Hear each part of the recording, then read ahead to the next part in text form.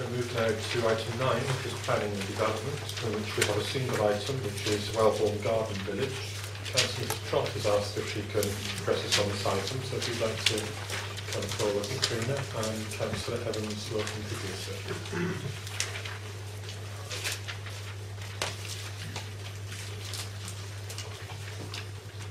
Thank you, Chairman.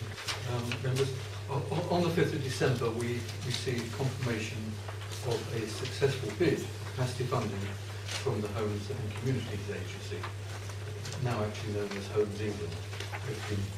It's changed to something England, hasn't it? And that was for £275,000 for the 17-18 period. And that was really, really good news. And it followed the Phase 1 award that we received early in 2017 of £228,000. Now, the condition of this new award is that it must be spent on specific identified activity, and they were set out in our bid submission, but also the project activity must start before the 31st of March this year. We specified that we plan to commission a couple of strategies and 7 studies with the objective of helping us to accelerate the delivery of Wellbourne, and to fund some additional project management capacity in our Wellbourne team. These activities are actually very well detailed in pages 30 to 38 of the main report. But in summary, they cover 2 commissions related to Garden Village, and within this, generally speaking, we're wishing to take full account of Garden Village principles and exemplary placemaking. We don't want Wellbourne to be just a copy of other developments.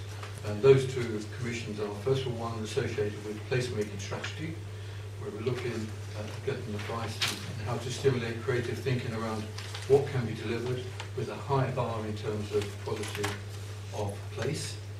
We want to incorporate considerations of the local plan policy framework and utilise the Wellbourne Design Guide, which we have adopted, and the strategic framework considerations in the Wellbourne plan. And we want this to be able to help the local planning authority, us, in our role in assessing proposals that are put forward by the Master Developer document. So this will be background to help us in our discussions with the Master Developer.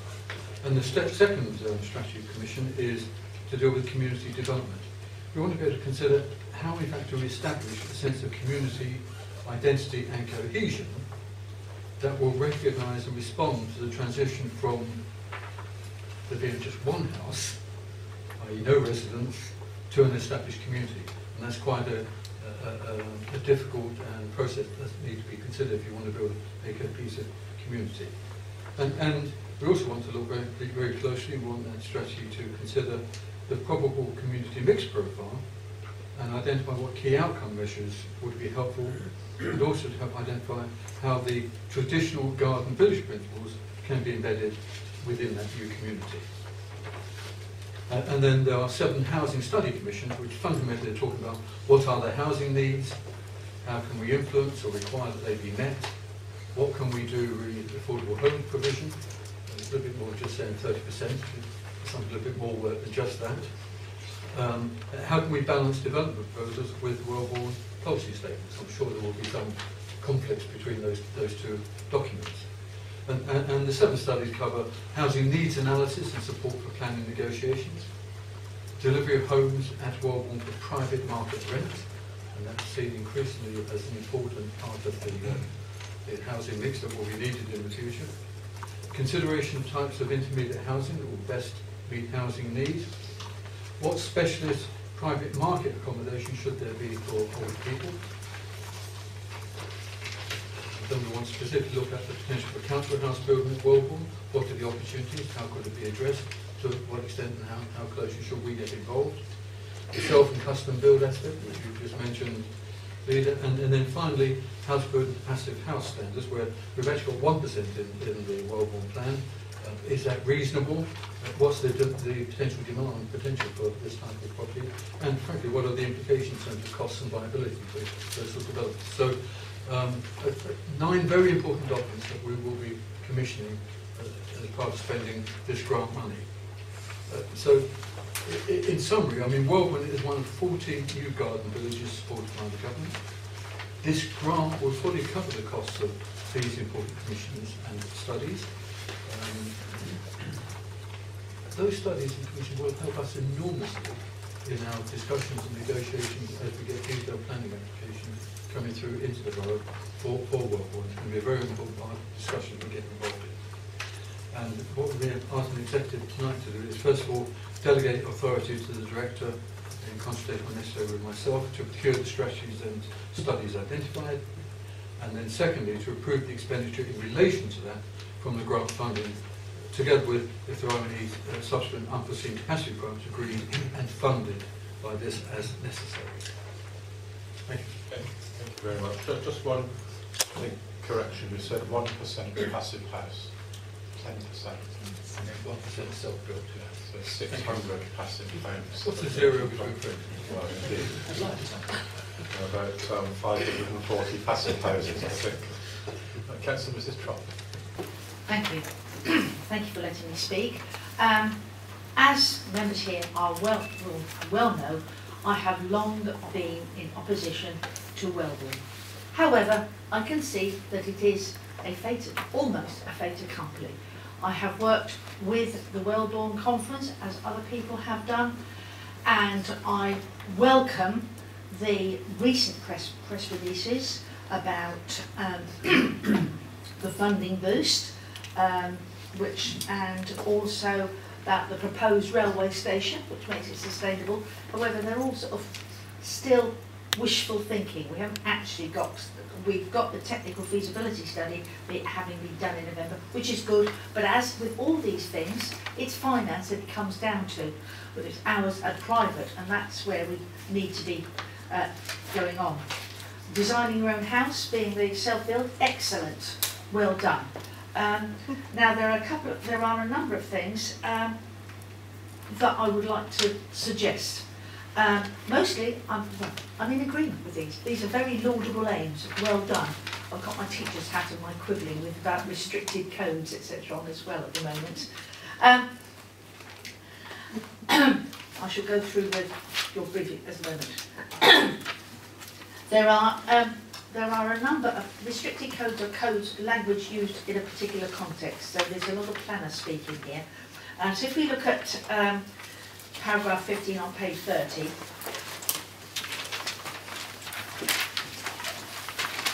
I have spoken to Sarah Ward about this as well. One which is inspirational and aspirational.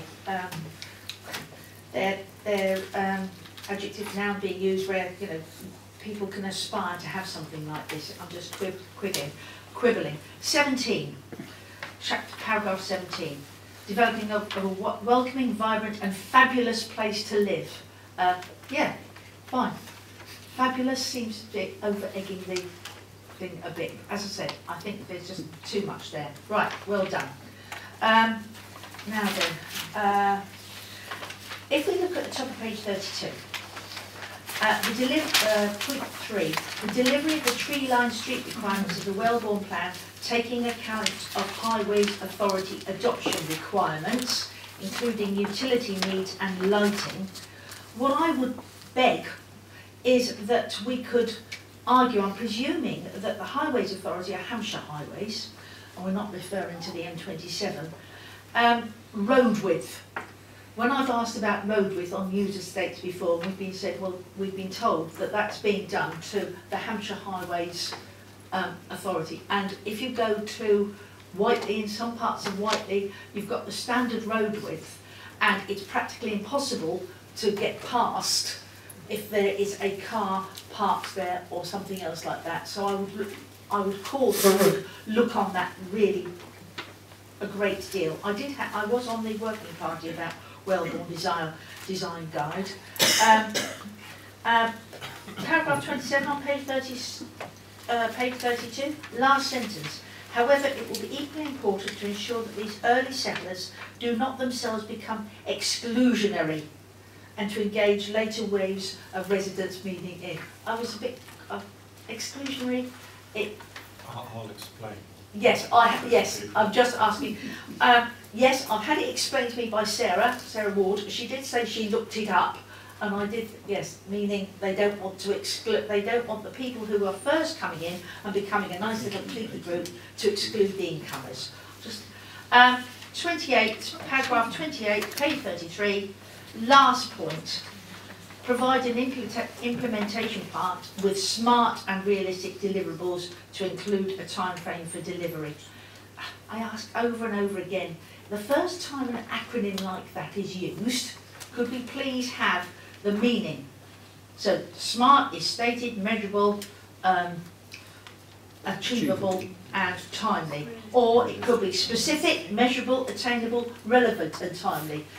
There are these, I know what it means, but through you, Chairman, as I did say I was quibbling with something, but if people are reading this, they need to know this.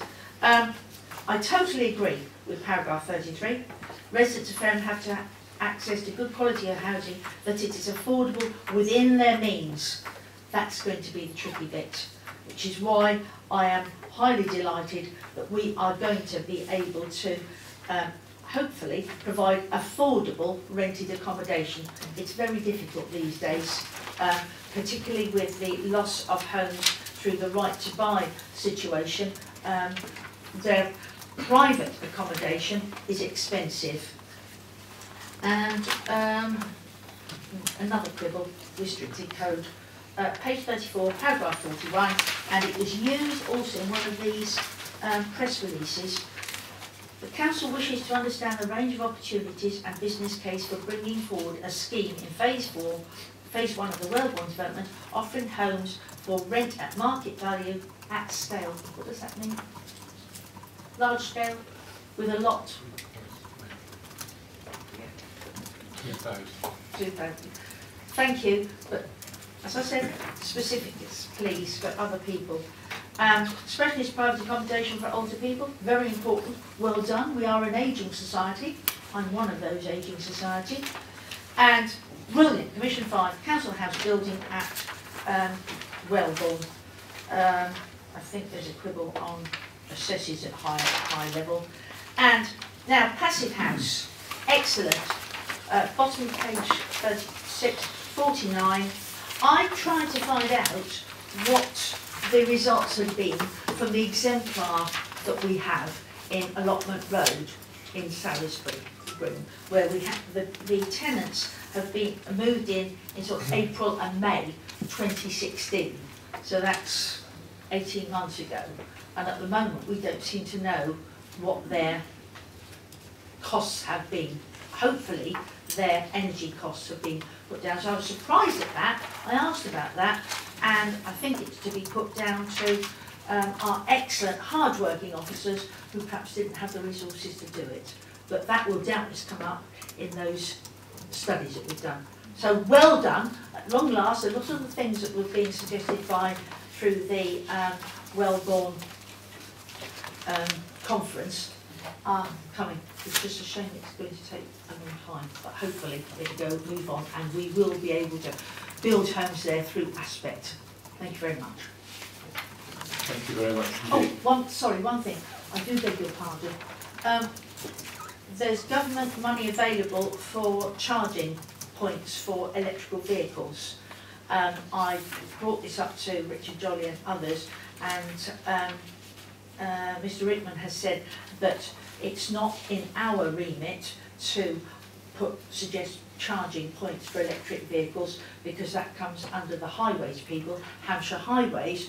But my point is we should be asking for this, or looking at that very carefully, future planning in this estate and others. More and more people are using electric cars. Thank you. Thank you very much indeed, Councillor Mrs. Charles. Right, let's move on and debate this item. So to pick up on, actually, I thought Councillor Evans might pick up on one or two of them, but the early settlers bit is quite interesting, the pioneers, the people who move in early into a development, and I'm really pleased to see we're trying to take account of that. I was one of the earliest settlers in Whiteley, when we still numbered the number of homes there, not in thousands, but in the dozens. And certainly it is pretty weird to move into a place which has just a few houses in it, lots of roads, open roads, no traffic on roads either, but not many houses. In fact, it did take quite a while to feel a part of anything there. And one of the earliest actions I had to take was actually to chase up Bovis, who was the major house builder, and get them to provide a community building there. And in fact, they did give us a 5-bedroom house, which was then became Whiteley Community Centre, gave it to the council, and then we managed to sell it and put the money into the permanent Whiteley Community Centre. But it is really important to deal with that particular issue. And an interesting point about people who become, as it's described here, exclusionary when they move into a development. And of course that happens really the world over. People do move into an area, whether it's an established area or in this case a new area, and think, you know, pull up the drawbridge and nobody else should be able to follow them in. And of course it's even more important where we're trying to build community, which is an easy phrase, but it is actually very, very difficult to do. So I think there's a lot in these studies, and I'm really pleased to see that these are all due to report pretty quickly as well. So they're being done in exactly the right time scale, not late, there's the appropriate time scale, which is to make sure that before planning applications are determined for Wellbourne, then all of these codes and requirements and guidances are in place. I see they're due to run until the end of July.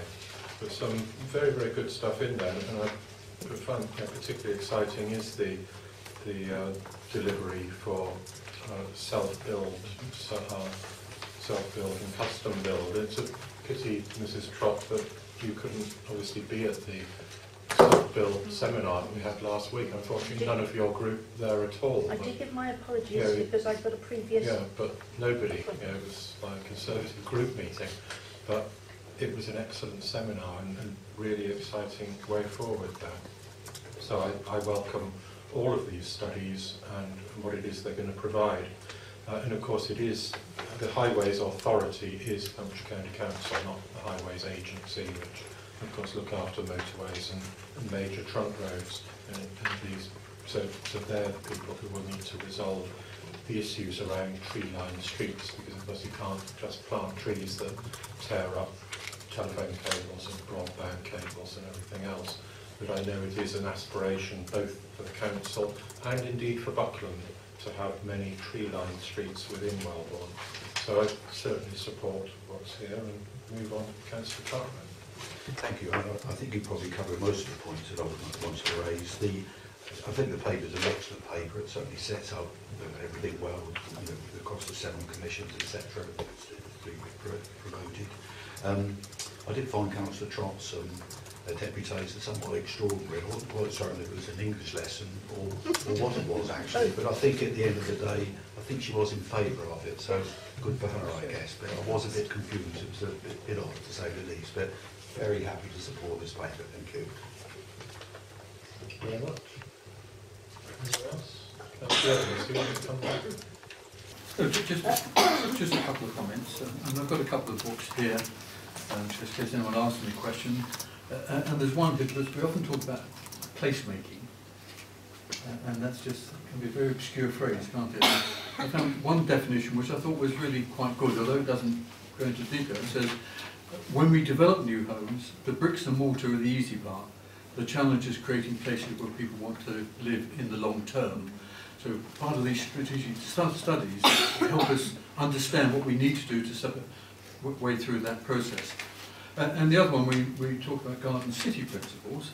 There are some very good basic principles here in terms of land value capture, community ownership, mixed tenure homes, beautiful and imaginatively designed homes. So, although Councillor Trott didn't like the word fabulous, nevertheless, both we and I believe the developer is looking for something special in Wellbourne and something that will leave a legacy. And that's something we really look forward to. And of course, yes, she's right. In the end, everything comes down to finance, doesn't it? That is inevitable.